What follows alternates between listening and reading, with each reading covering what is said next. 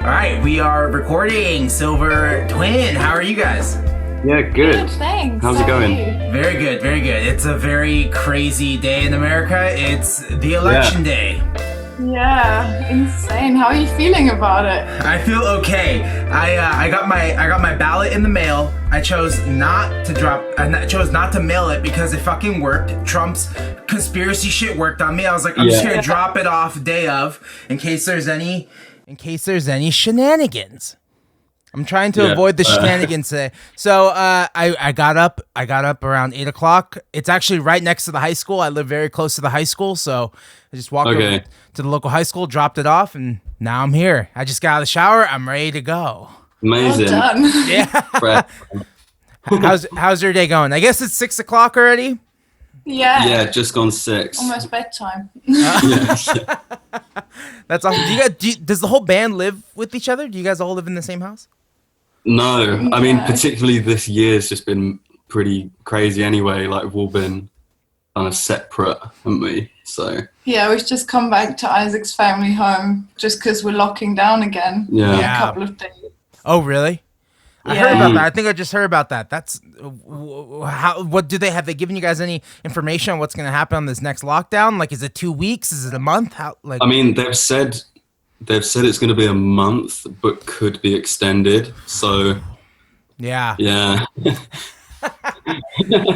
Well, what's the vibe over there? Are people wearing masks? Is there as much pushback as there is in America about wearing masks? There's a little pushback. I mean, we see quite a few people who just don't want to wear them. But I think it's more of an awkward pushback. Like, I haven't seen anyone like really. I haven't met or spoken to anyone who's like anti-mask. Have you? There's just a few middle-aged people who like, oh, Corona is a conspiracy. And to be fair, more than that, it's people on the tube and stuff who won't wear it properly. So it's like the under the nose or under the chin, and it's then why even bother? Yeah, I've seen that. Kind of pushback. Yeah, I definitely have seen that a lot. Just like people wearing under the nose, and it's just like, what are you doing? That's not the point. Like I've even found myself doing like I'll be walking somewhere and then I'll sneeze, but then I'll take off the mask to sneeze. I did that once, and then my girlfriend's like, "What the fuck are you doing?" Exactly. She's like, "That's not the point." I'm like, "Oh, I didn't want the spit in my mask." And then I'm the dumb one, but yeah, I'm actively trying to fix that. Yeah, but now you can't even sneeze. I feel like I can't even sneeze without having to explain. I'm not sick. I'm just sneezing because that's still a normal thing to do. It's the awkward looks you get, isn't it? Yeah, because I think I'm suddenly very aware of how much I cough. Yeah. And sneeze. Yes. And it's shit. People looking at you. Oh, I've definitely given myself self-diagnosed myself with corona several times this year, and that happens. But everyone has a story about I was really ill in January. Oh yeah, probably that.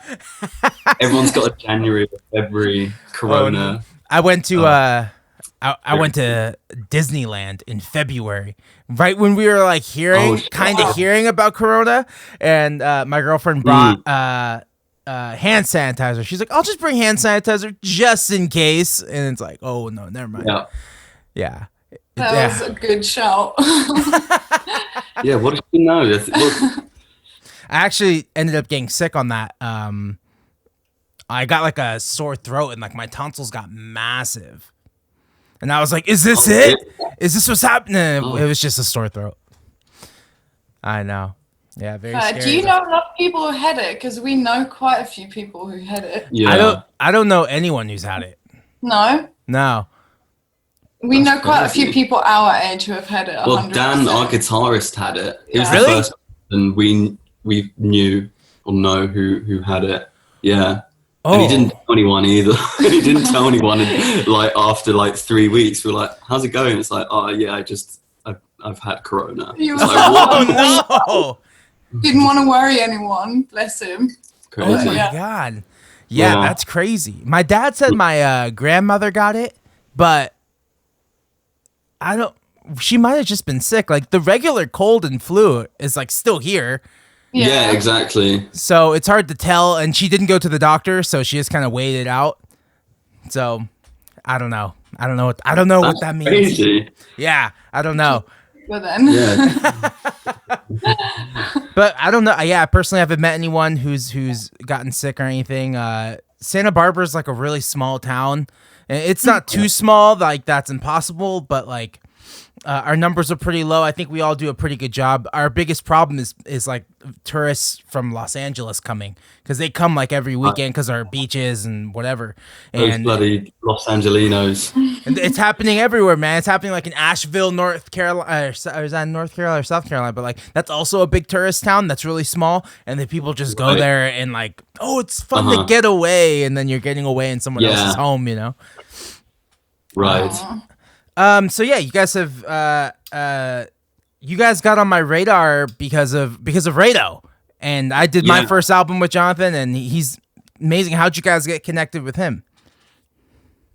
For our manager. Yeah, I mean, our manager manages the Lemon Twigs. Oh, cool. And we got kind of, I mean, we heard Do Hollywood. How long ago must that have been? Like years ago, and just thought this is fucking amazing. Yeah. And then realized it was Rado, because I didn't realize it at first, and then it was like, I don't know, let's go and do it with this guy. Yeah. In America. So you guys came to America? Yeah, we did it in Vox, Electro Vox. Oh. In Hollywood. Because I know because I know Rado had done, I think they did Hang there. Yeah. I mean, the album sounds amazing, so it's like, let's go and do it, you know. How many songs did you Pretty insane. Yeah, you guys have released those 3 songs. Like, did you do more songs, or did you just go in with the 3? I mean, we've done an album. Oh. And I mean, if Corona hadn't happened, the album would have been out. But I mean, we're still kind of waiting to figure out when to release stuff, and you know, don't want to throw like everything out in case we're in lockdown again for. Yeah, you I know, mean, we're holding year. on to it. We don't know if it's the right thing to do, but we thought, let's do it right. Yeah. Mm. It's the hardest thing to do. Yeah. Is to just sit on a record and like, it's brutal. Like we sat on the first record we did with Rado. We sat on that for like all of 2014, and that was so brutal, man. Because we weren't playing shows either. It was just like lay low. Let's just pitch the record and see what happens. And it was so hard, man. I feel like I lost that year. It felt like a whole year was just wasted. I mean, it's been ages for us as well, but just the process in itself, like getting from writing the song to recording it to mixing it and releasing it and everything that goes with that, it's just been ages. When did you record? We did it at the end of 2018. So it's been a couple of years. Exactly. I think I got there like 2 years ago. On Halloween. On Halloween, yeah. Wow. But yeah, I mean, to be honest, most of it's because like we can't gig at the moment. Just like doing a gig, it's just like non-existent. And you know, unless you're playing stadiums where you can do the kind of socially distanced thing, you know, it's impossible. The drive-in movie thing.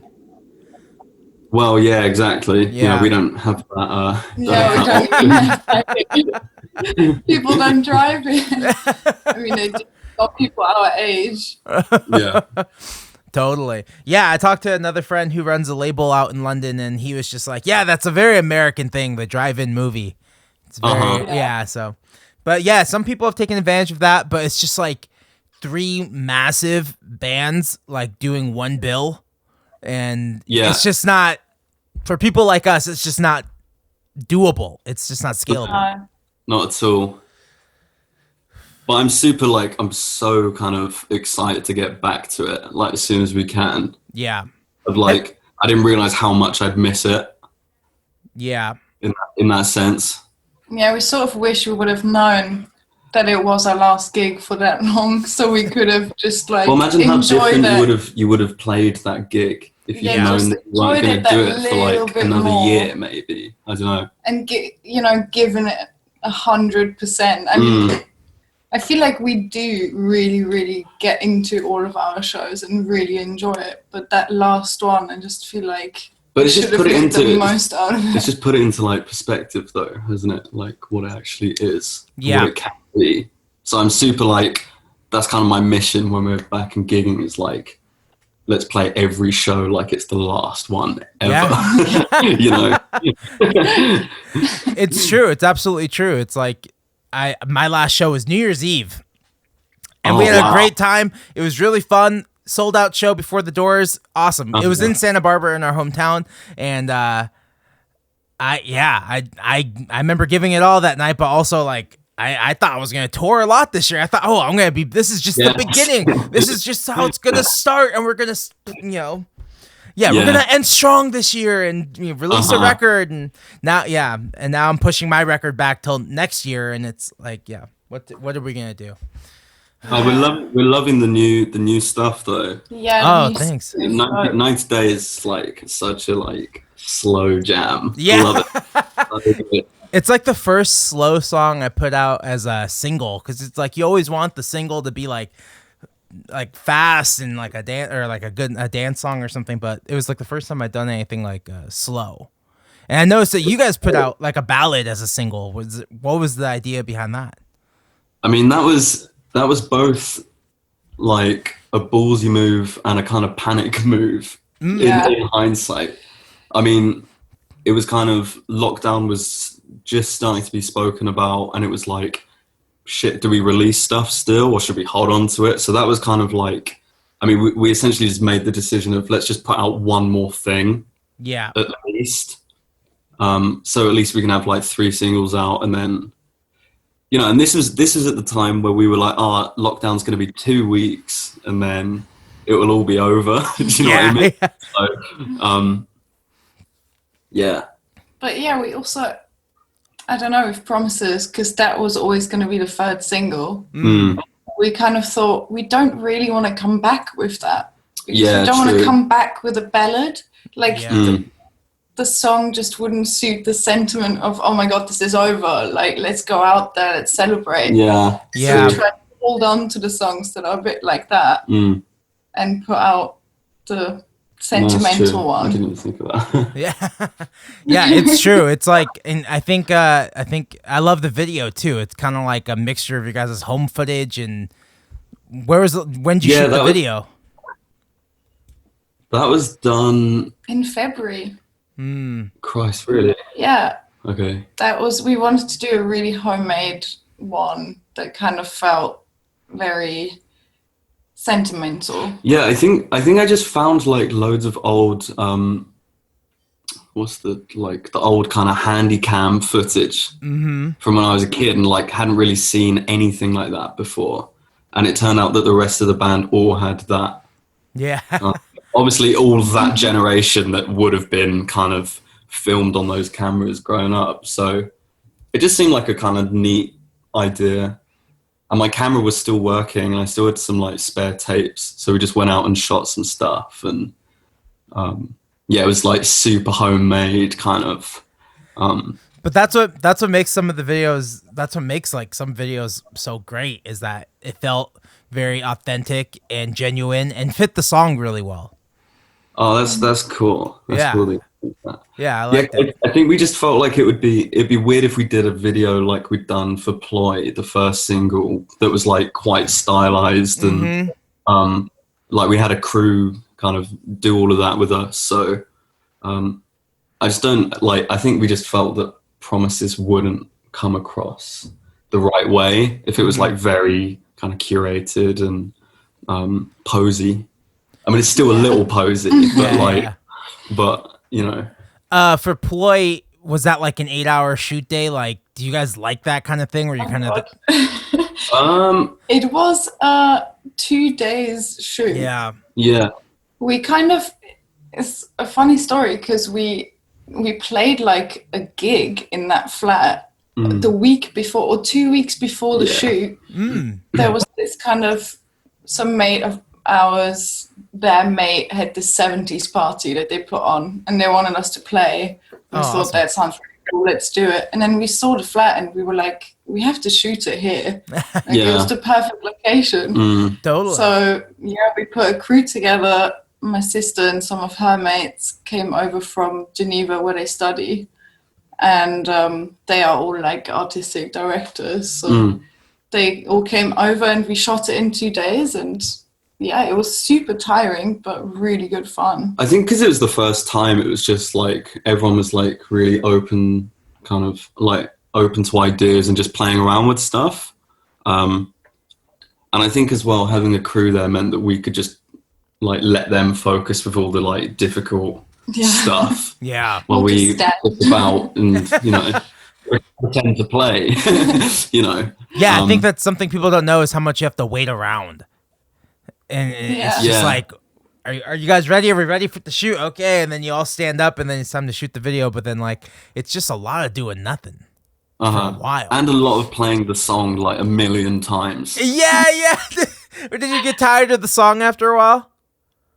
I think by like 11 p.m. on the second day, I think all of our brains just stopped working. It's a lot of like, oh my God, I can't carry on. And that was the day where we shot all of the outside shots, like around in Soho in the center of town. Oh yeah. And we were all so tired. We like couldn't even stand, and we were like, come on, let's just have a good time. It was great. It was in the spirit of things, I think. Yeah. But we all couldn't move. Yeah. Like the second day. Yeah. We were just like hurting. Slept like a baby that night. For sure. Yeah. Feels like a real day's work. Like, oh yeah, that's an honest day's work. Shooting a music video. It's just a different world, you know. It's like, especially, I don't know. Have you guys had other bands before this? Sorry? Have you been in other bands before this? Yeah, but not like, but making not for videos and not really kind of to that extent. This is the first time that I think any of us had done like a music video or right? Yeah, before it was just to do like a few gigs, you know, sometimes in like cover bands and sometimes in original bands. I mean, the bands before were just gigging. Like, didn't really do anything like all of the social media stuff that you have to try and you know, make up now. Totally. Yeah. So it was cover bands? Yeah, I mean, I was in a like Beatles tribute band. Oh, good. Growing up. Yeah. What did you play? Who were you? Were you John, Paul, Ringo, George? I was Paul. without the voice. Yeah. It's not true. He was a really convincing. And I'm still trying to be. Yeah, I'm still trying. Are you guys excited for McCartney 3? Yeah. Very intrigued. I am very excited too. Like I have a love-hate with his like anything new. So I'm very excited to see him just do it by himself, because I feel like you can sense the outside hands like touching his melodies. Yeah. So I don't know. I'm excited to see if it's gonna be good. I hope it's good. I hope the production is just like really, really sketchy. I know it's not gonna be. No, it's gonna be It's gonna be super hi-fi, but that's part of the charm of the first two, is just that he obviously still didn't really know, like, how to use the tape machine, like how he was doing it. And at least the press photos for this new record of him like behind his kit, and there's like 100 mics on it, and it's like, you know he hasn't mic'd that kit himself. No, there's definitely somebody else there. Yeah. But no, I think it'll be interesting. Yeah, the thing I'm thinking about with the press photo thing is that those all could have been like staged, like the album could have been done. So maybe, that's I don't know. That's my only. I'm like trying to convince myself that this is gonna be like what I want it to be. Yeah. So I was like, that could have been staged, man. Maybe he only used 3 mics, you know, something crazy like that. Exactly. Plugging it direct into the tape machine. Huh? Plugging it like direct into the tape machine, like no. Oh exactly. Yeah. No, that's my own selfish, you know, wishful thinking. But there's always something good. Like even on what was his last one? Egypt. Yeah. Egypt Station. Yeah. The last record. There were some like moments like in that album. Moments. Yeah, like Yeah, like the songs I was like, okay, you know. But there are little bits here and there that are like, okay, he's still got there's something there. Yeah. No. I agree. Yeah. I personally I got really late into Paul McCartney solo stuff. Like, obviously, massive Beatles fan my whole life, but I gravitated towards John Lennon's solo stuff first, and then it wasn't until like my mid-20s I got into like Paul's solo stuff. What's your guys' relationship with the Beatles and their solo career? I'm obsessed with George Harrison's and John Lennon's stuff. I don't know, it just hits me different. I love Paul McCartney, but I feel like, I don't know, when I just listen to George Harrison's stuff, it's so depressing. Yeah. But it's so me. I don't know. I just feel like it really, I don't know, resonates with me way more. Don't know what it is about it. I can't explain it. Yeah. Do you like Cloud 9? I love Cloud 9. Yeah. I don't think. I mean, you're more into like the living in the material world. That one's great. 100%. All Things Must Pass, obviously. Yeah. Yeah. Like the 9-hour-long album. But there is, I only bring up Cloud 9 because that album cover is just hilarious. But the songs are actually good. No, I the love songs are great. So good. Songs are really good. Yeah. Yeah, I love all the solo stuff. I think you just have to be in a different mood, you know. Yeah, but you're Paul McCartney all the way. No, but that's the thing. Like some days it's like, oh no, let's do a bit of Lennon, or you know, like you said, if you kind of want to feel a bit down and out, you know, whack on All Things Must Pass, and you know, yeah. But I still need to check out the Ringo stuff. Yes, because that's what you were kind of saying. It's like, oh, you have to check out that record, and I've only heard like kind of smatterings, like here and there, but never really like sat down and checked it out. Yeah, I haven't checked anything out from Ringo. No. Okay, well that's where you start, and I think that's kind of where it ends. Is Ringo 1973, because the first song is "I'm the Greatest," which was written by John Lennon, and then they have "Photograph," which was written by George Harrison, and then there's "6 O'clock," which was written by Paul McCartney. It's a fucking Beatles album, kind of. Amazing. Yeah. So I would say start and kind of end there. I haven't really listened to a lot of his other stuff, but that record that's good. That's some good eating. Cool. So when did this band start? When did Silvertwin start? What year was it? You're gonna have to take that one. I have no idea. I think when did we start? So I think Dan, Isaac, and I were in this like harmony group together for like a year. We were just like covering. Like Crosby, Stills, and Nash tunes and stuff. Yeah. Cool. Like the usual kind of harmony type songs. And then we kind of started, I mean, you put the band together, I think in 2018.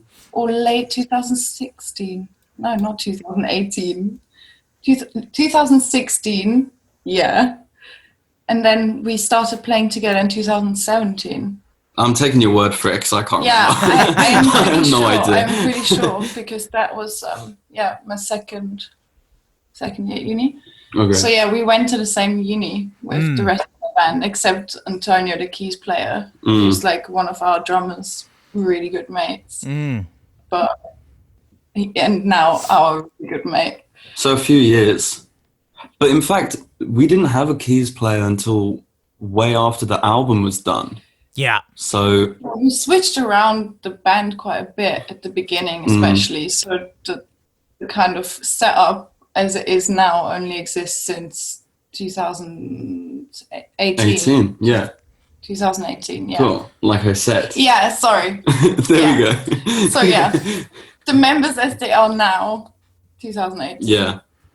So, did you need keys because you put keys on the record? Did you initially always want keys but didn't get one till later? I mean, I wrote practically all of the songs on the piano. And I think I knew quite early on that I wanted the band to be very like piano based.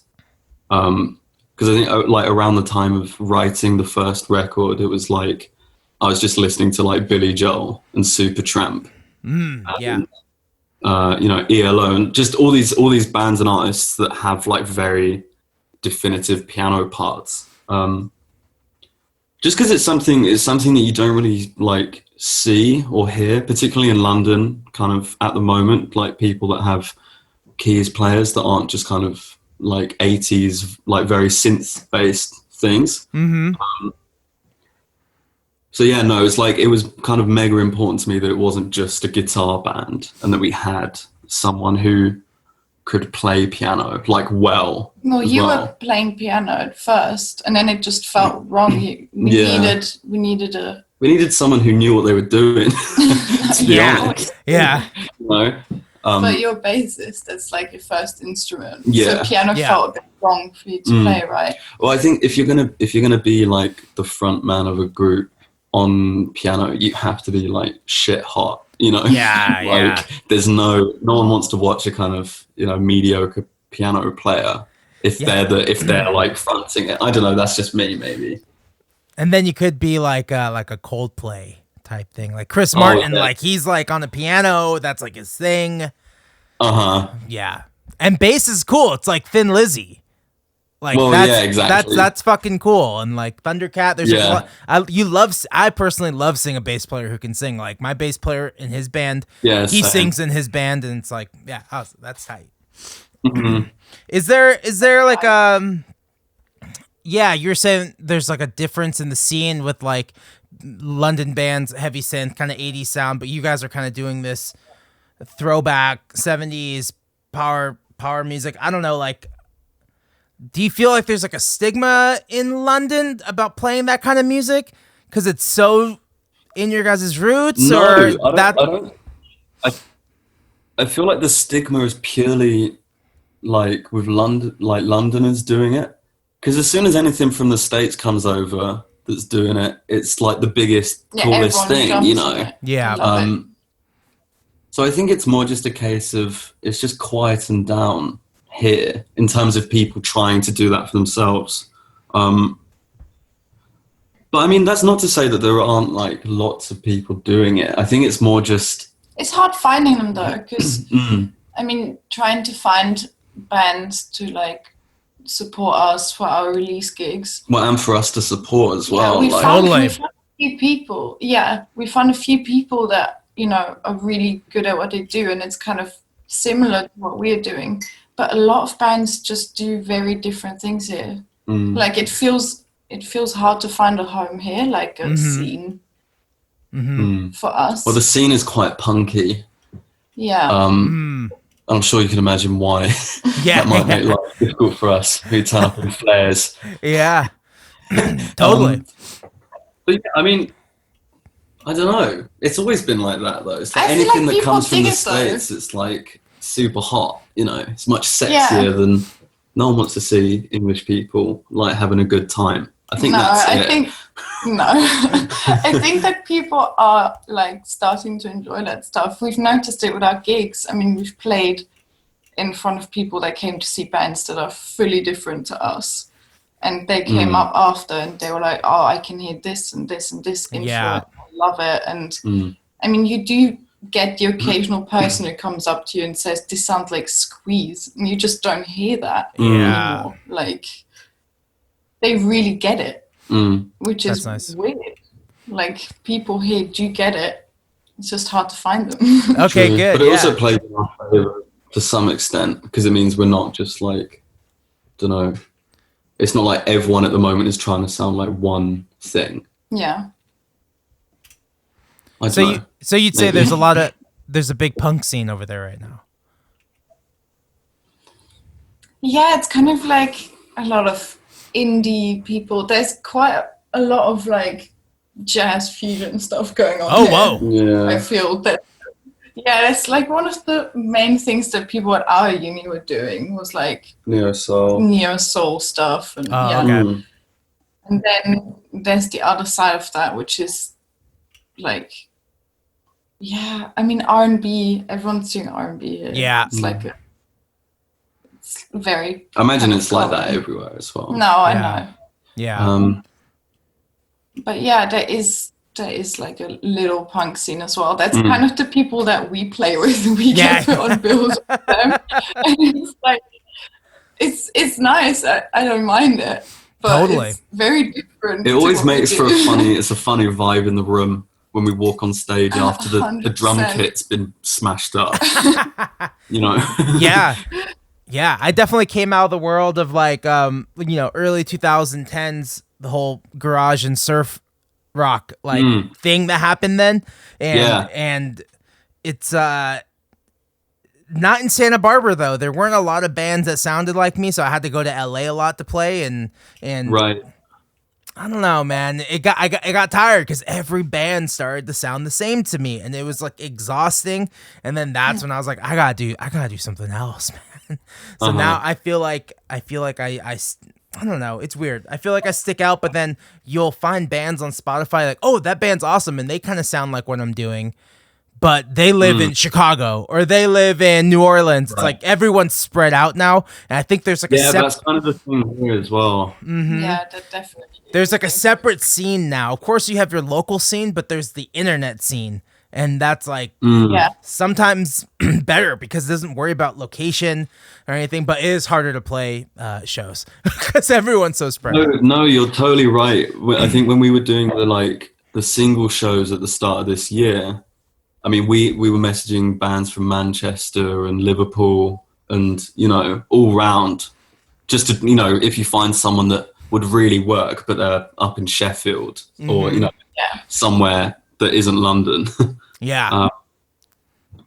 So, yeah, I think that is true that it seems to be like kind of scattered. All over the place. Yeah. That's great. And what's it like touring over there? I haven't toured over. Is it easier? Because like America's so fucking massive that it takes like a month just to get around the whole thing. Like we haven't toured yet. Okay. We haven't toured yet. I mean, all of our shows have been London for now. Yeah, there was a tour. I mean, if Corona wouldn't have happened, we probably would have toured around this time a year. But yeah, hopefully we can tour soon. We're looking forward to it. Okay, cool. Yeah. I just imagine it's a lot easier over there. Yeah. I was considering a trip at the end of last year for this year. I was like, oh, I should go to like London this year. Like I gotta go see the Beatles stuff. I gotta go to Liverpool. I gotta go see the Smith stuff in Manchester. Like, and then it didn't happen. But I'm still hoping like, oh, one of these days I'm gonna make it over there. Yeah, it's awesome. Okay, so. To go back, you were in a harmony band, and then you decided to make it like a full band. What was the thought process behind that? It happened like so backwards because I think normally like the case is like it's just you and a bunch of mates, and one of you like writes one kind of shitty song, and then like you write 20 more shitty songs, and you start to get in the flow of it, and it kind of just happened the wrong way. Like. I was just writing a bunch of stuff, and then it was like, oh well, I'm gonna need a band. Like, it was kind of the wrong way around. So I really approached it as a writer first, and then got my friends involved, and it kind of just went from there. Cool, that's awesome. And then yeah. That's all it takes, man. Just write a couple songs, get some people together. Yeah, exactly. Do you guys have a lot of places to practice, or can you play at your house? Like, what's that situation like? We've got one main place we practice at, and it's not great. I think they might have that in America as well. Oh, really? Pirate Studios. I don't know. Maybe not. I don't know. Maybe like, in some cities, yeah. I don't know. It's like this. It's kind of like a staffless studio. So you turn up and you put in a pin. Oh, yeah. Yeah. We have stuff like that. Yeah. Yeah. And all the gear's broken and it's always smelly. Yeah. But that's part of the vibe as well. Yeah. Oh, so is it hourly or are you paying every month? Yeah, exactly. Okay, cool. We occasionally practice in here as well if we don't annoy Isaac's parents and neighbors too much. That's great. Is Kind of that did a video in here, like the live video? Yeah, I was about to ask. Is that where you did the live video in that video? Yeah, exactly. Yeah. Isaac turned this place into a studio, going against much to my parents' displeasure. Yeah. I know, because then you got to do like multiple takes and like film it. And what was your experience doing the live video? Did you like it? Do you typically record yourself a lot? Like, were you comfortable engineering yourself and getting ready to perform? I mean, I'm used to just recording like demos on my own. Yeah, in a day. So it was the first time I'd like mic'd up the band as a live thing. Yeah. I'm so used to just like doing everything like one at a time and just overdubbing everything. So, I mean, it was fun for me to try and get some separation in this tiny room. Yeah. That's good.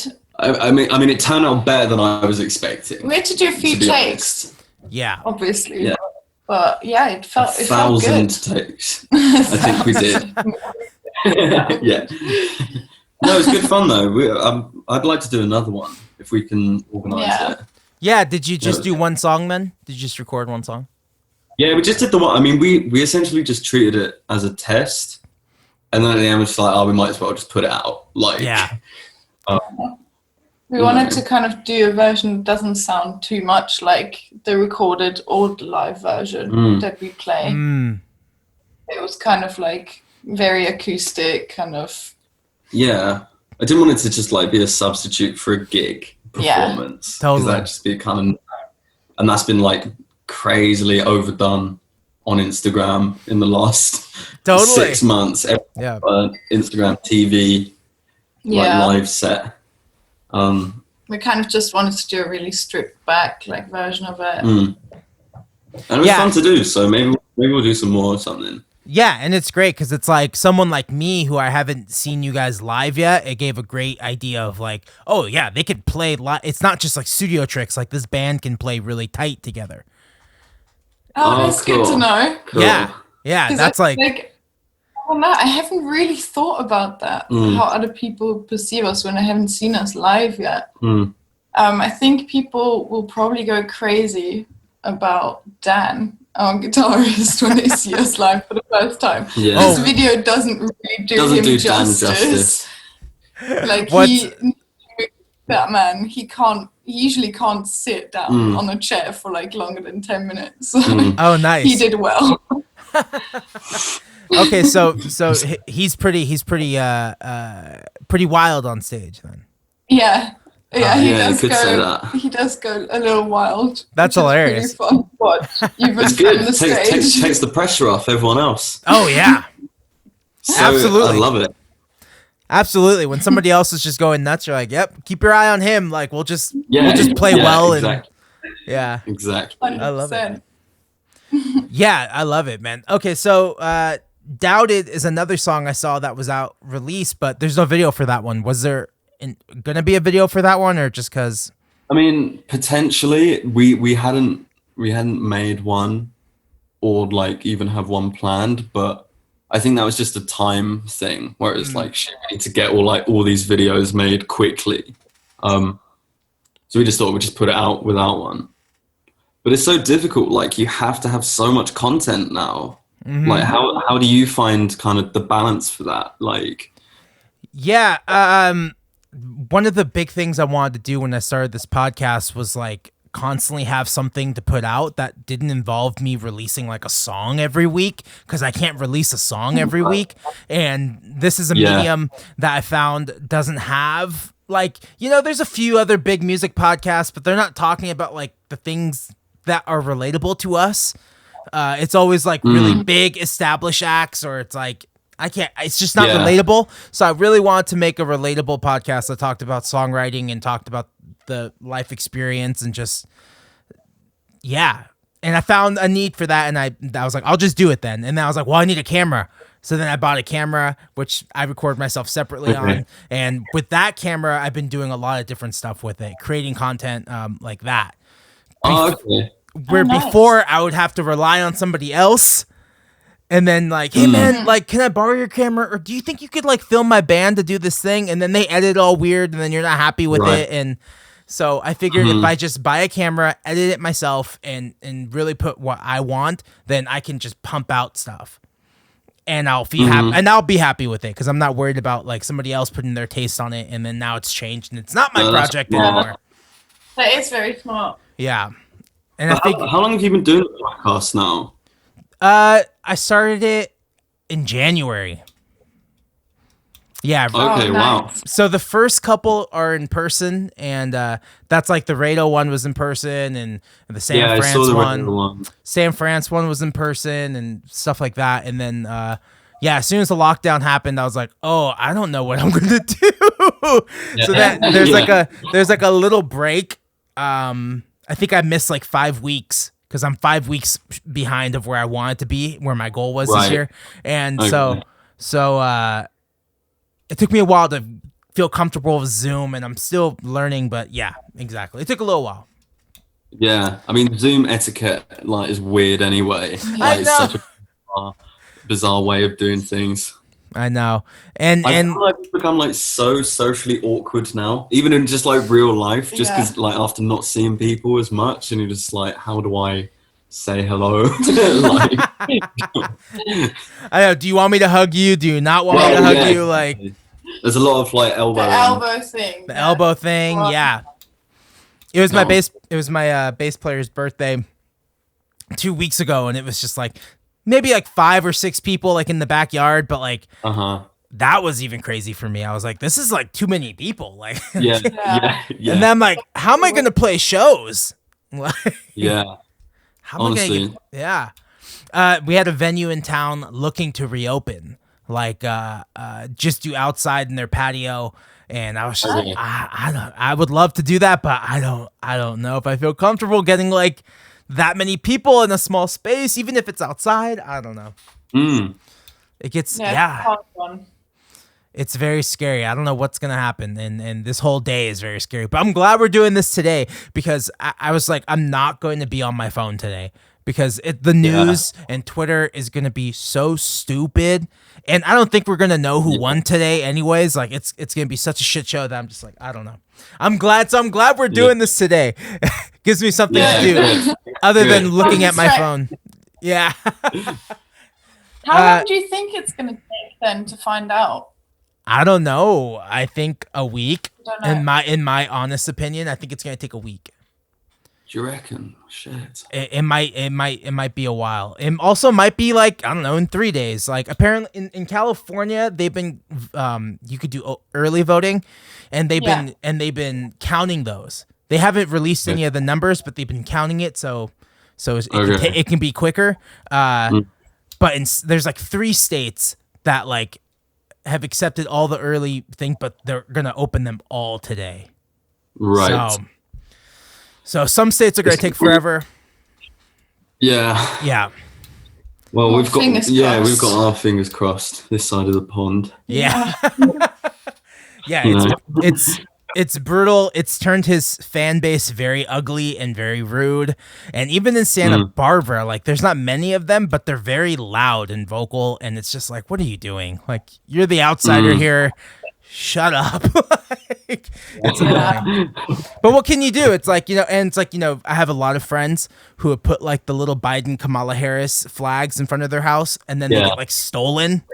Like they're just like that happened to my girlfriend and her family. They just stole it off their, and they put it's ridiculous. It's so stressful, and but we'll see. See.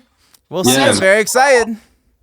Let's hope for the best. This is my 4th election. I turned 18 in 2008, so that was Obama and John McCain. So it's been a lot of ups and downs. Yeah. Bloody hell. Enough about Trump, because that's what everyone's talking about. Hopefully by the time this podcast comes out, like this will seem silly because we'll know and life. True. Yeah. Oh my god. We should do a follow-up podcast depending on what happens. We should do bets. Yeah, we should be placing bets right now. Or we could just pre-record us like either celebrating or Yeah. Oh yeah, and just commiserating. cut it in. Yes, yeah. Here's the cut. 1, 2, 3. Yay! He won. Come on. Yeah. Yes, he won. Or also 1, 2, 3. Boo! I can't believe he won. The other old man Just won. single tear, just Just a all of single tear. So how many songs are on this album? 10. 10. Ooh, and we've heard 3 so far, so there's 7 more. Mm-hmm. Yeah. Whoa. Yeah. What are the chances we hear another song soon? Low. I mean, we want to just get them out like as soon as we can, as soon as it makes sense to. Do you know what I mean? Like, and that's looking like it could be the start of next year. Yeah. Hopefully. I think we'll know when, not when everything is over, but kind of when things start to kind of get better. When it's a little easier to try and predict certain things, like what kind of gig can happen when. I mean, it's particularly the live thing, I think, that's kind of like the main thing we're waiting for. Yeah. But yeah, like I hate sitting on the music like we have been. I was like so ready to just put it out. Oh yeah. Yeah. I think if I was like, I think if they'd all been kind of home recorded and a little sketchy, then I'd have been like, we would have put them out by now. But they I think sound because so we went, good. like, Yeah. such lengths to get it done the way we did it. I think it'd just be a shame to just like throw it all out there, you know. So just means being patient a little longer. Were those real strings on Ploy? Or no, on Ploy. Yeah, we did the strings with the Section Quartet. I know Rado had worked with them a bunch. I think they played on the Wise Blood record. Cool. And like, you know, practically everything else. So that was cool. Yeah, I had to try and like teach myself how to write in Sibelius. Mm-hmm. Kind of like the month leading up to LA.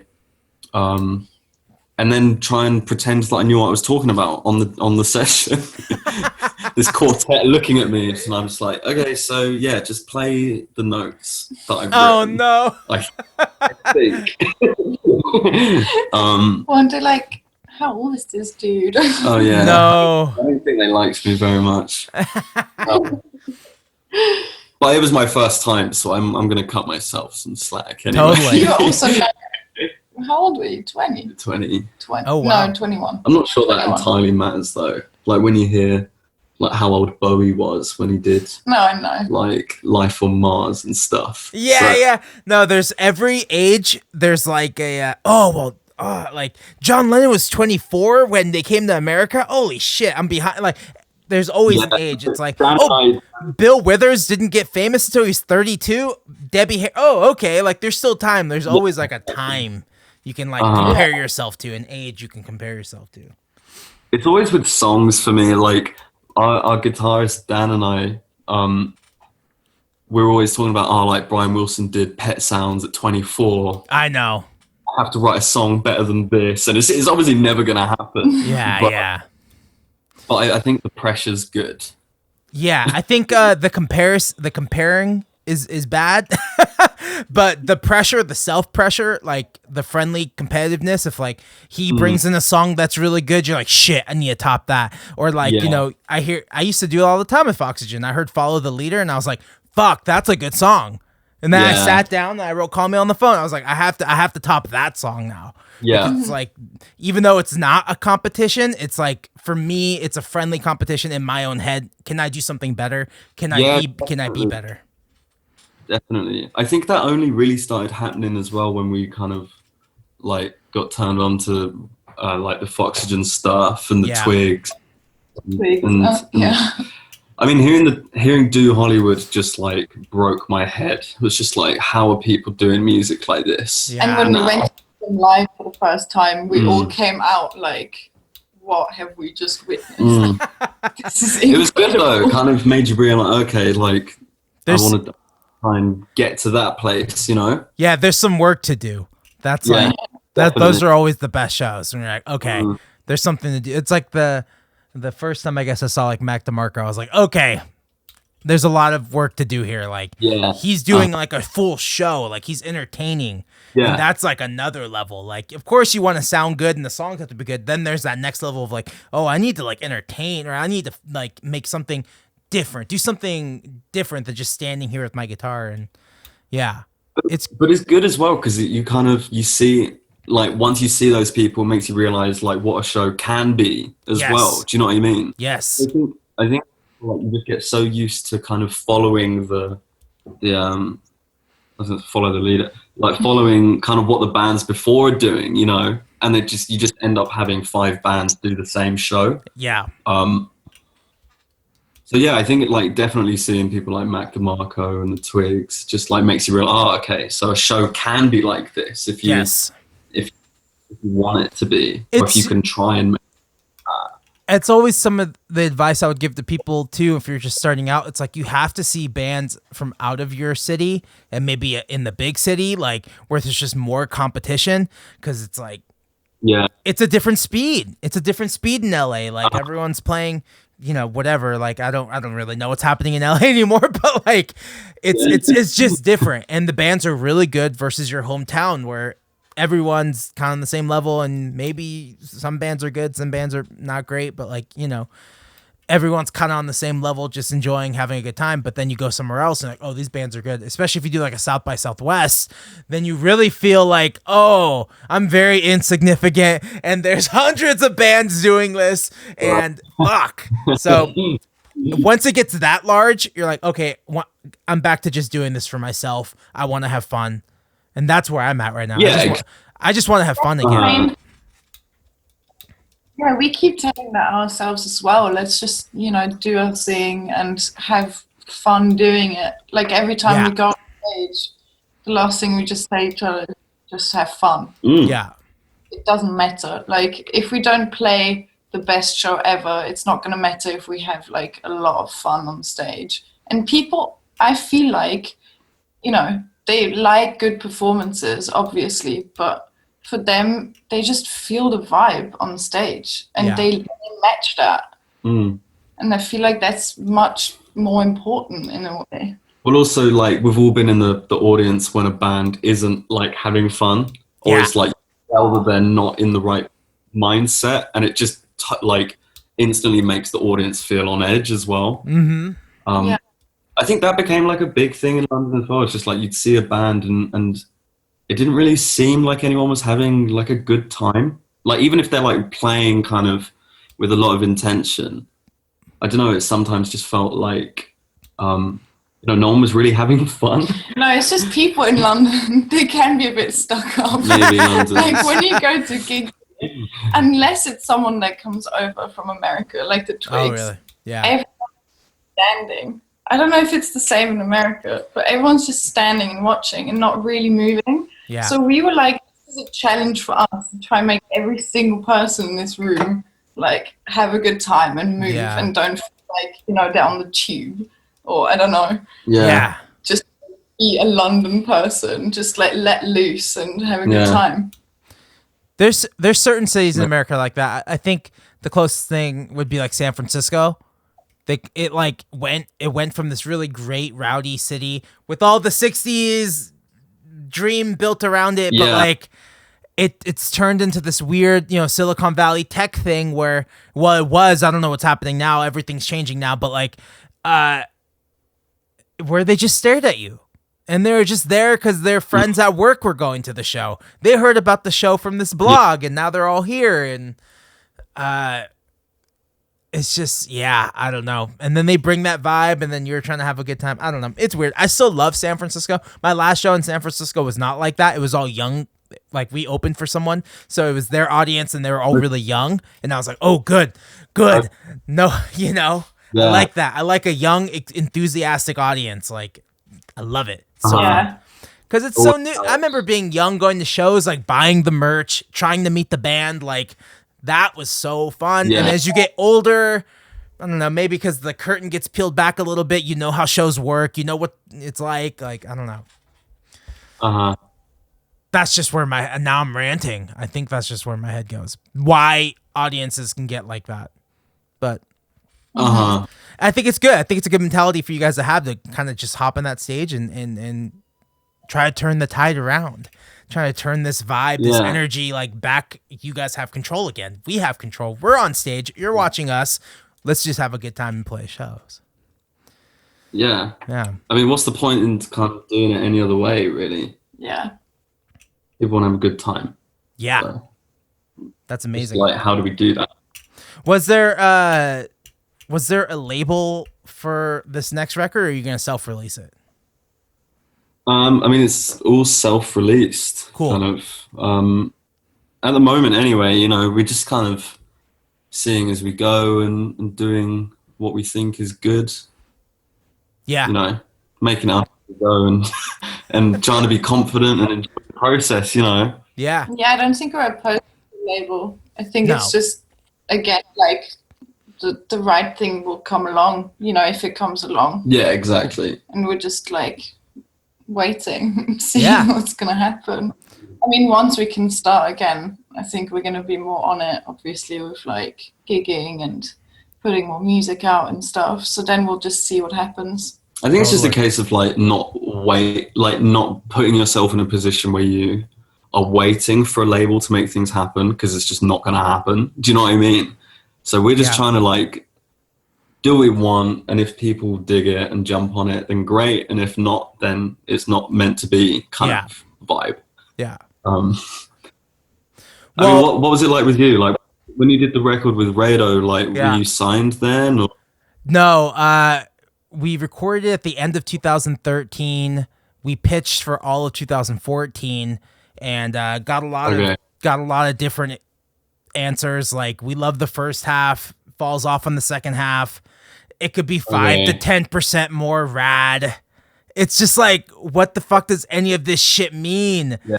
Do you like the record? Like, would they be interested in doing an EP? And we're like, sure.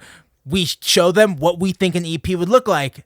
Ghosted. Just never got a response. It's like, okay, what the fuck is wrong with everyone? Like, just say you don't like the record and we'll move on. But then it's just like waiting. Like, we're gonna follow up with this label, see what they say. I'm like, all right, follow up, and then nothing happens, and then you just find your buddy's label. They'll do it. They'll do records, no contract, just kind of, you know, get on with it. You know? Yeah, get on with it. And then second record, I pitched it by myself without a manager, and got weird responses again. Now I'm just, So then with this last record, I put a song out myself, just self-released it, just one song, and then a label from Philadelphia was like, hey, we're down to go 50, just do 50-50, and we'll put records and tapes out, and that's what we're doing now. Yeah, sometimes you just gotta do it yourself, man. And there's nothing wrong with that. And there's nothing wrong with just more and more. Like, did you see that new Spotify thing where you can pay to do you guys have any thoughts on Spotify? What's this? Have you heard the new Spotify thing that they're trying to roll out? I mean, the last I saw was the Mr. Spotify bloke saying that you just need to put out loads of music or something. Okay. So just like you put on a day if you want to make money. It's not actually that. Something along those lines where it's just like, that's not how it works. Yeah. So he was kind of like, you guys need to put out more music. We need more content. You guys don't do anything. You guys are pieces of shit, basically. That's the vibe I got from it, right? And then so then another company started a petition that says you need to pay us a penny per stream. They're like, okay. I did that. So that was the next move. Yeah. I signed the petition. I was like, hell yeah, penny per stream. And now they're saying, fine, you want a penny per stream, but now we're offering a separate service where your label can pay for them. It's payola. It's like, you give us money and we'll put you on the radio or the suggested section. Oh, that is so shitty. But I mean, Spotify's already like that anyway, isn't it? Yeah. It's like, the whole playlisting thing is so cursed. Yeah. Very cursed. Very cursed. Very shady. Very everything. And it's just, they're just like, you want a penny? Okay, sure. Now you have to pay us. If you want any exposure at all, you have to pay. It's just, so fucked. Like the royalties are insane anyway. Like the .0038 a penny or something like that. Yeah. The fuck is that? Crazy. I don't know, man. But it just means that like artists just won't go down that route. Like surely there'll just be like that huge backlash. People just, doing their own thing without it. I don't feel like that's gonna happen. No? I just feel like artists are just gonna, suck it up. We don't really have a lot of options. No. Yeah. We need a new option. Yeah. Maybe I'll bring out a streaming service. That's a good thing to be developing right now, yeah. I am thinking about that a lot. Like, what's going to happen next? Yeah. What's going to happen next is a bit fairer to artists. But then again, no one really cares about that. Yeah, no one gives a shit. Yeah, no. It's brutal. Yeah. And so with being able to distribute things yourself through Spotify and you doing things on YouTube, and even TikTok's a great place for music right now. Surprisingly, a really great place to put your music. And what's the value of a label? You have to think to yourself, what's the point of even having a label? Like, what are they doing for you? And there's still a lot of value, I think, but I don't know. I don't know. I think it's specific to the people at the label. Like, I feel like, and I think that's obviously been around forever, but it's kind of you have to try and find people that are like super into it and, are like really dying to kind of help, before there's any sense of, oh, they've said it's cool, so we need to say it, which like is 99% of the industry that I've experienced so far is like, as soon as someone puts out, if Ploy like tomorrow became like the biggest thing on earth, which it won't, but if it did, then suddenly all the labels are going to be looking for things like that. Do you know what I mean? Whereas not like there's no risk takers anymore. Do you know what I mean? Yeah. I think a big part of that. Oh, sorry. I think a big part of that is the Spotify algorithm. Like, if your music is pretty bland. Not bland, but it sounds like other stuff already, that it's like it's going to get connected to those spider webs and more people will see it that way. Exactly. So when you're doing something like you that's just so out there, it's like not even out there. It's just like really classic pop music, but it's out there compared to the norm, then it's going to be harder to find spider webs to connect you to. Yeah, definitely. And that's why Spotify's fucked. But you'd think like the industry itself has proven like some risks that really work. True. Like, if you look at, just like Billie Eilish, who seems to be the kind of ruler of the world at the moment, no one could have seen that coming. Yeah. And then suddenly it's the biggest thing and everyone's looking for, their next version of that instead of thinking of, what's going to be after. What's next? Yeah. I don't know. It's a weird one. What do you think's next? Do you guys like making predictions? What do you think next? In terms of what, like music? Music. I don't know. Music. I feel like. I mean, I hope, for our own sake, that kind of bands are gonna come back soon. Yeah. Like that they're gonna be. Because there's a lot of like solo artists out there, which are great as well. I feel like there hasn't been like a band that I really got into. Like, you know what I mean? Yeah, I do know what you mean. But I think but bands never went away. They were just like kind of put into this corner, Mm-hmm. Yeah, but everyone I listen to are all like solo artists. With like session musicians. But I think as well, like I'm sure it's the same for you, like when we were growing up, like bands were still like very kind of at the that's forefront. What I mean. Like the whole indie thing. Whole Arctic Monkeys thing. I don't know. But then you also see like Tame Impala, like I know Kevin Parker's obviously like a kind of solo thing, but that's still like guitar, bass, drums, But they also started like almost 10 years ago now. Yeah, true, but he's still headlining like That's true. all the festivals. Yeah. So I don't think people like kind of shy away from it if they, if it's good. But yeah, I have no idea what the next thing is. Yeah. I'm like, why? What do you think? Have you got any predictions? My prediction is that,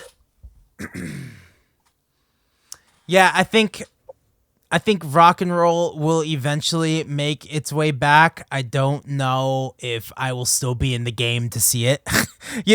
Like, I don't know how many years I got left of me. I just turned 30 this year, and 30 is that big year of like, okay, what are we doing? What are we doing here? Like, and I feel great. I talked to this artist named Little Wings. He's from an area pretty close to here, but he's great, man. Really great episode. I would recommend go listening to it, but he's been doing it for a while. Okay.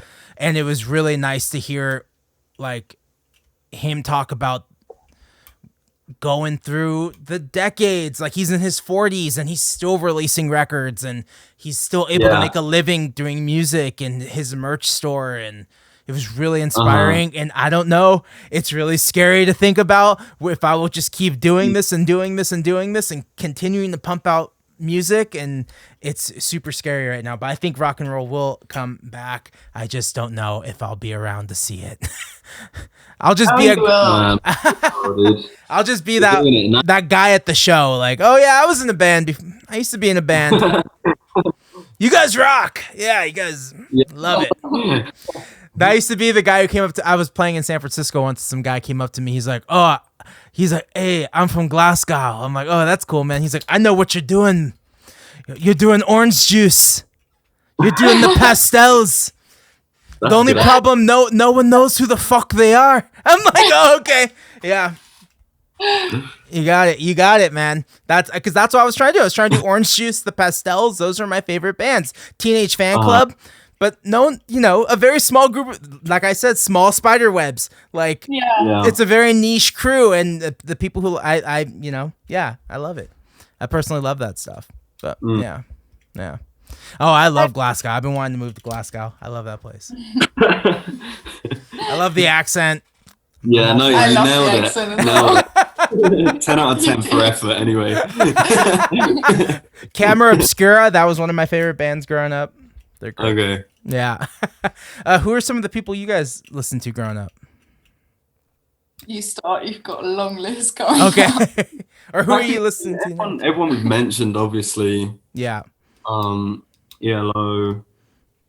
I kind of grew up listening to all the stuff my dad listened to growing up. So like Elvis Costello, Squeeze, The Clash, The Jam, a lot of the like punky groups. Bit of the Cardigans in there. Cardigans. Oh, yeah. And then all the like other end of like dad music. So like ABBA. Yes. Just loads of stuff, really. I just love like classic song writer bands. Yeah. For me, it was a bit different. I mean, my parents love music, but they are kind of more into what they grew up listening to, but also into kind of classical music. I mean, I'm from Vienna, so that's kind of a given. And I was really part of that LimeWire generation. So I would just come home after school, go on the computer, and just download a virus. Just murder your computer. Yes. Yeah. I've been told off about that quite a few times as a kid. But yeah, I would just go through YouTube. That was like my thing. I would go from one song to the next song and just write everything down that I liked. Got it. And that's how I found like my favorite music. I remember actually playing like an illegal copy of Twist and Shout. And the recording is already quite sketchy, but the illegal version was so distorted that my mum came in and she was like, what the fuck are you doing? Like, can you turn that shit down? Oh, God. So yeah, that was kind of my music growing up. Like finding indie, obviously, like I had this huge indie phase, but also really got into the Beatles and I think it was all like just old stuff, and then Arctic Monkeys came along. At least, obviously in the UK, like they were kind of the biggest thing ever, they and were still huge are. everywhere. But yeah, I think that was like the first like modern thing that felt like it belonged to us. Do you know what I mean? Mm-hmm. So, yeah. Yeah, because the 90s had passed. Oasis Blur was done. That was like your parents' music, or now modern day parents' music. So Arctic Monkeys was definitely the same thing here, but it was the Strokes. Like, yeah, exactly. We were all obsessed with the Strokes. I was having this conversation with Chris Cohen the other day. I was like, the generation before me, it was Nirvana. Mm-hmm. I was born 1990. Kurt died. I didn't see Nirvana, but I did see the Strokes. I remember watching them on TV and praying they'd come back together, and then they got back together and I wasn't really for it, but I loved it. Sometimes I think I'd be better if if they just never got back together. But I'm glad they are back together. I'm stoked. Yeah.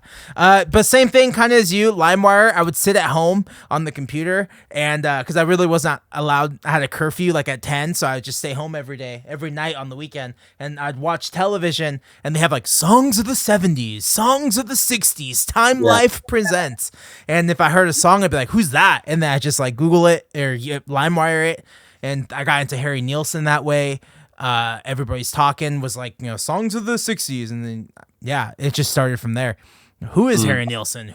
How deep can I go with this? And then, exactly. He was friends with John Lennon? I'm already a Beatles fan. This is easy. So that was huge. And then rock and roll music, I was really into NSYNC, in the 5th grade. That was a really big group for me. And then, I can't think of the first real indie band. I guess the Strokes, Modest Mouse, around MTV2 was playing a lot of those videos, and I was like, oh yeah, this is great. Franz Ferdinand, that was exactly. Junior high. I was maybe 7th or 8th grade. I was already okay, I'm done with that, and done with NSYNC, and I'm moving on to this. Yeah. Aside from just constantly digging through classic rock albums and trying to find out more and more and more. Big Star and stuff like that. Yeah. Yeah. Jeff Buckley was huge for me. Yeah, it was same here. Yeah.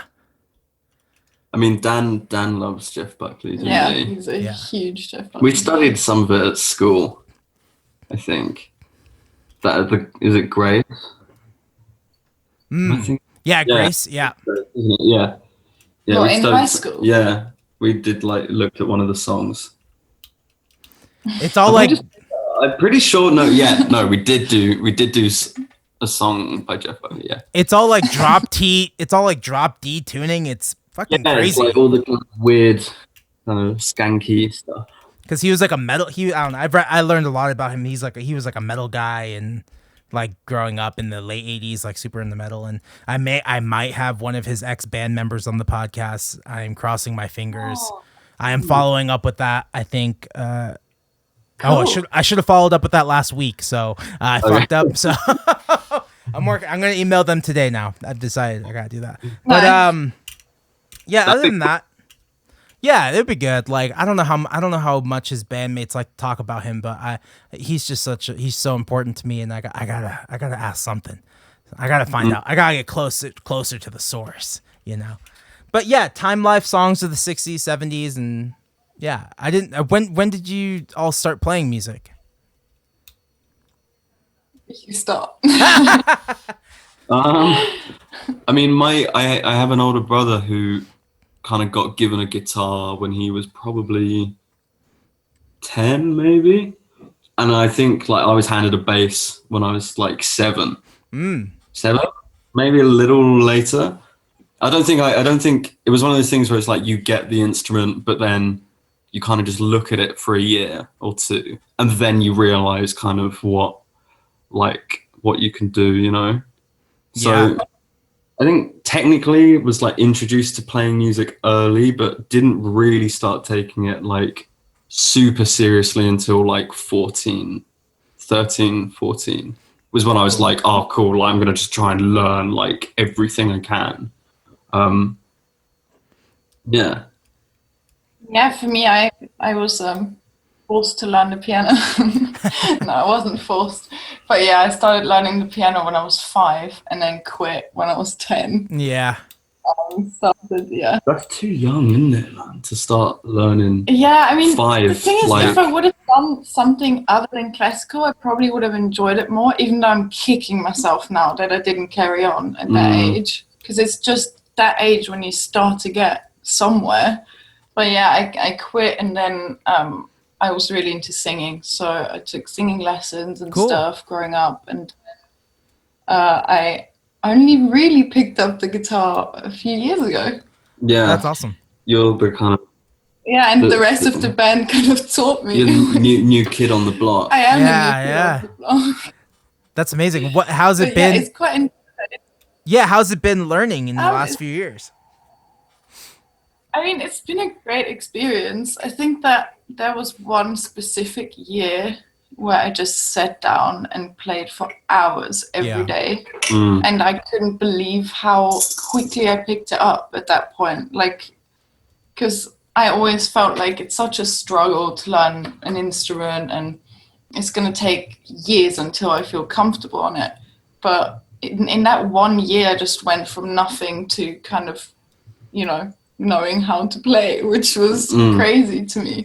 But yeah, it was quite intimidating at the start, because obviously I was just around musicians, and all of my mates are musicians and they're great players. So I was kind of, the new kid on the block. But I guess it's like the most natural way. But you still like scare the shit out of me and Dan, because it's like 2 years of me like playing guitar, like I just couldn't do anything. Yeah. I was playing the same like 3 songs.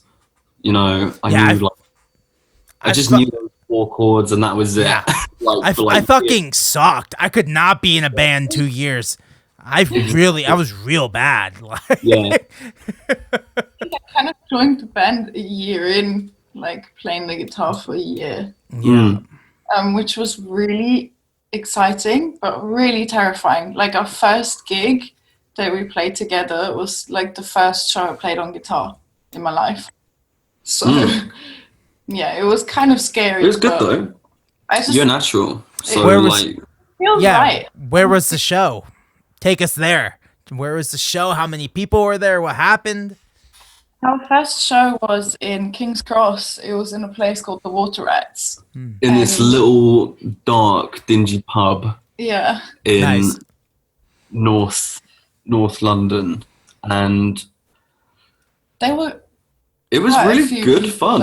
I remember it being like the first gig where I genuinely like wasn't thinking about a million things, and was just like really enjoying it.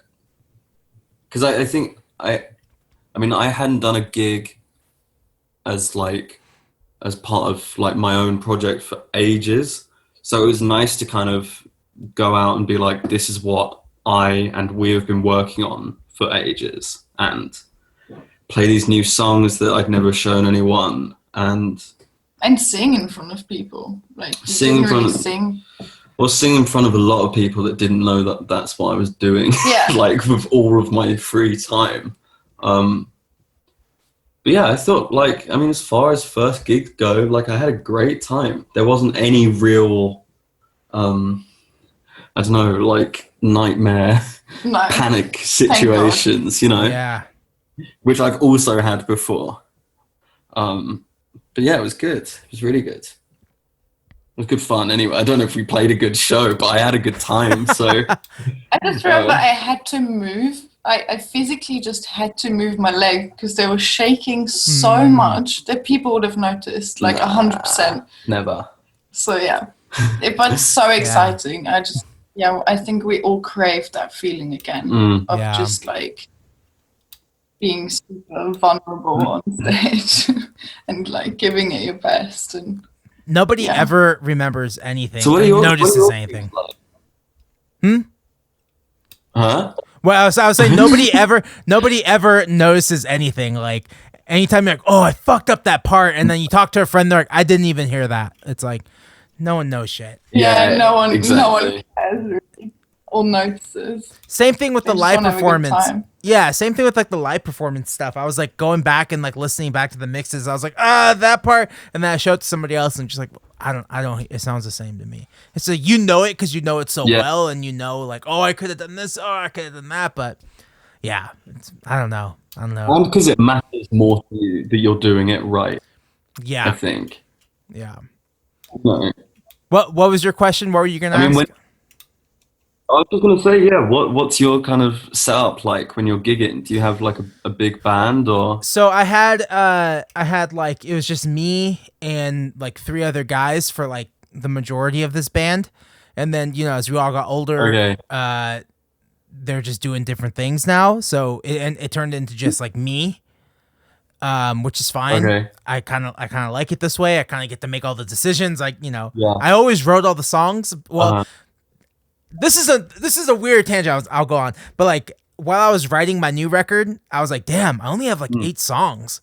How do I only have 8 songs? I usually write like more than that. And then I realized, oh wait, Kevin usually wrote like 1 or 2, and that would get us to 10. But now I don't have that other person like writing like 2 songs, and I was like, oh, okay. I'm normal.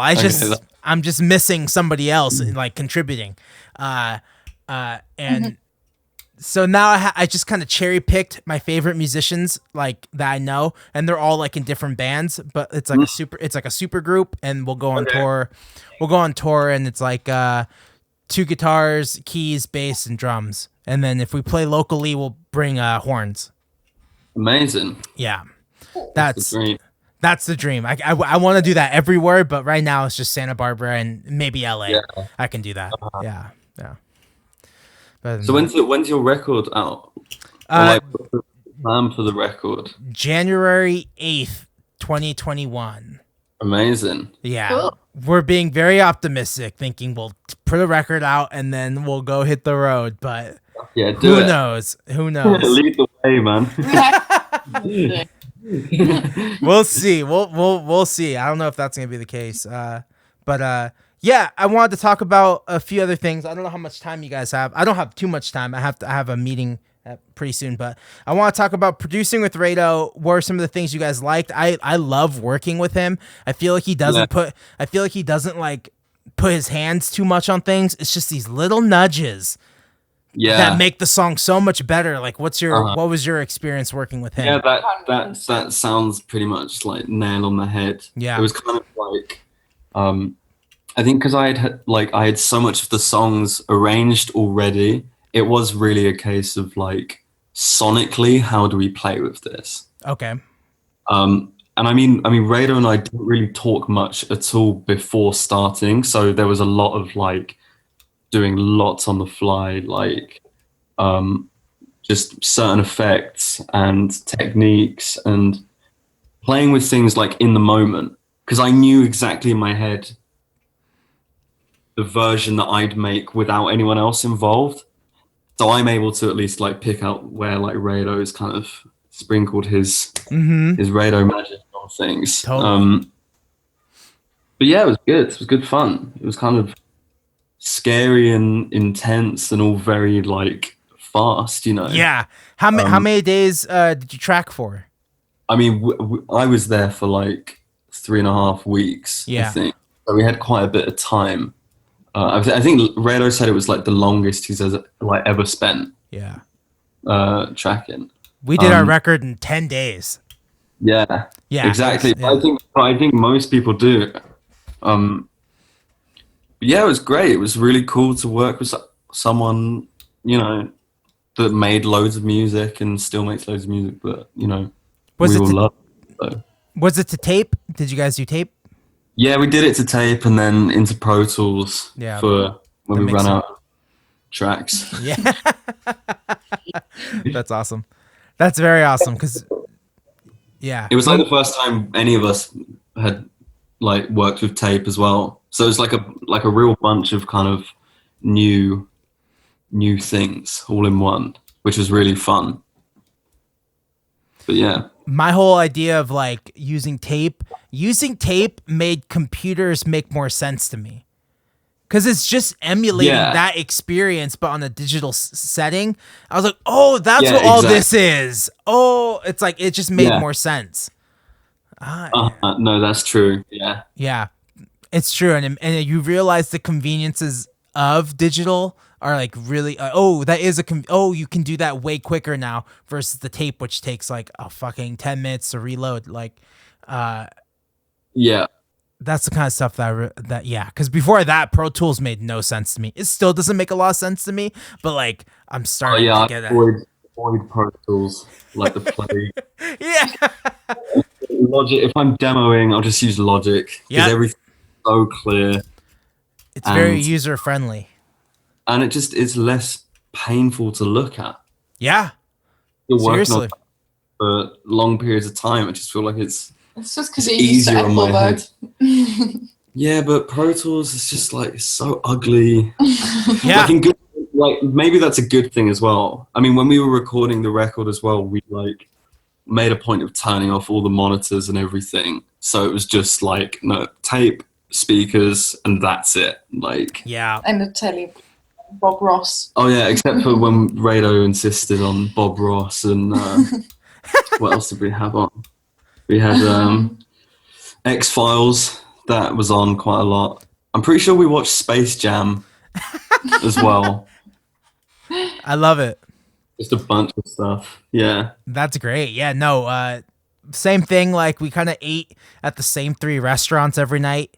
This deli, maybe we got a sub from this place or got breakfast at this place. And watched Seinfeld one night. It's really fun, man. It's making, it was the first time realizing that, making records can be fun because recording for me was always so stressful because they never came out the way I wanted them to.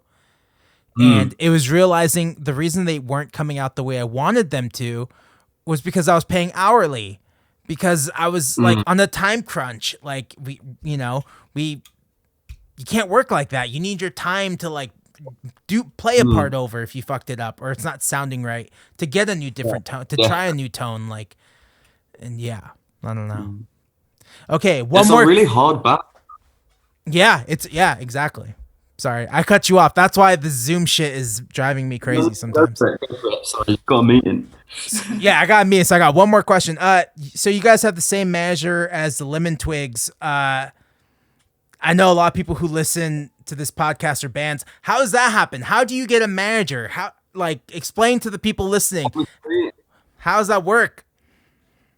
I mean, it's only going to disappoint you. I mean, I sent an email.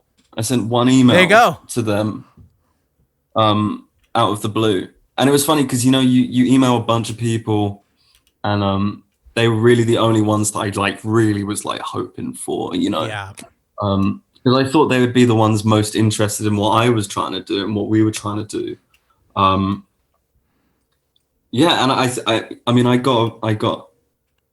just got a reply to an email saying here's some demos I'd made. And I think I'd sent Ploy and one of the other tunes that's coming out. Cool. What was it? I can't remember. Yeah, anyway, I just sent them some demos and they replied and were like, yeah, let's have a cup of tea. And you sent it to the Lemon Twigs or their management? To their management. And they got back just saying, let's hang. Because we were just really into them at that point. Yeah. I think we just properly discovered them, got into them. But also it's just funny because it was like, oh, wait, their manager's email's right there. Well, then I might as well, I've got nothing, I've got nothing to lose. Yeah. Yeah, I think you just got to try everything and anyone, you can. Yeah. I 100% agree with that, man. I think if you really are want something to get done, sometimes you got to email 100 people and you only need one to respond. You don't need all of them. You just need one. So that's amazing, man. I'm glad it's happening for you guys. And hopefully when this all opens up again, I can see you live. I really want to see you guys live now. Likewise. Yes. Yeah. Likewise. We'd love to see one of your shows. Yes. We'll make it happen. And a podcast as well. Thank you so much. Yeah. This has been so fun. What's the best way for people to support your band?